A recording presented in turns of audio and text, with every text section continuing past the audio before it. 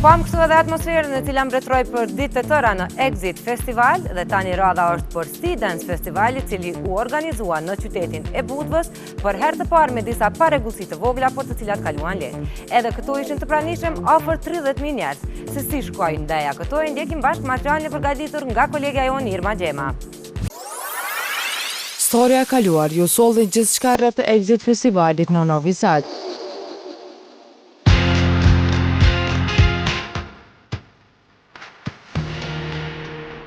Për herë të parë, Exit ishte zgjeruar edhe në qytetin e Budvës edhe për 3 ditë të tjera, një avanturë tjetër vetëm sa po fillonte. Ndryshe nga Novi Sadi, Sea Dance Festival në plazhën jashtë të Budvës priti rreth 30.000 njerëz. Se ishte hera e parë që po organizohej në këtë mënyrë, jo gjithçka ishte në rregull, por prap edhe kjo po kalonte pa u bërë e madhe. Çmimet e larta, ushqimi jo në nivel nuk i pengonte që atmosfera të ndizej nga mëngjesi deri në agim. 3 skena të vendosura në buzë të ujit, ditë e natë prodhonin atmosfera. E ata që ishin lodhur nga kërcimi, shfrytëzonin ditën e gjatë me diell që të relaksoheshin në plazha, siç është fjala vjetër popullore mos të marrë mësysh, edhe në Sea Dance shiu nuk mungoi. Të mësuar me këtë atmosferë nuk i bënte përshtypje askujt. Shumë të tjerë po relaksoheshin në zonën e relaksit, se privesht prezente këtë prohoretën të gjithë.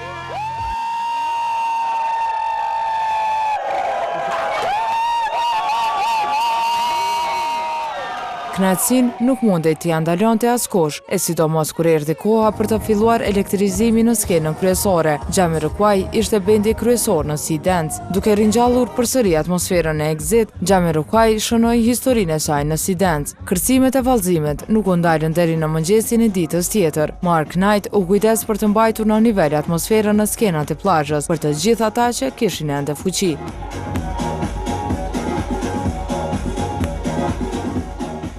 Por kjo ishte vetëm një nxemje për natën e gjatë që po e priste Markun. Skena kryesore mori flak me paraqitjen e tij, të cilën e vazhdoi për disa orë të tëra.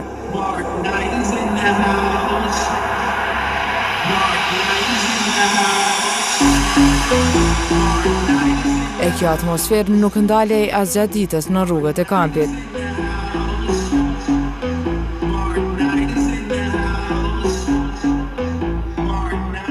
Se ishte dita e fundit, të gjithë po e shijonin në maksimum këtë pak kohë që i kishte mbetur, me dëshirën për të vazhduar edhe më gjatë, duke përmbyllur kështu kapitullin e radhës në librin e historisë Exit Festival.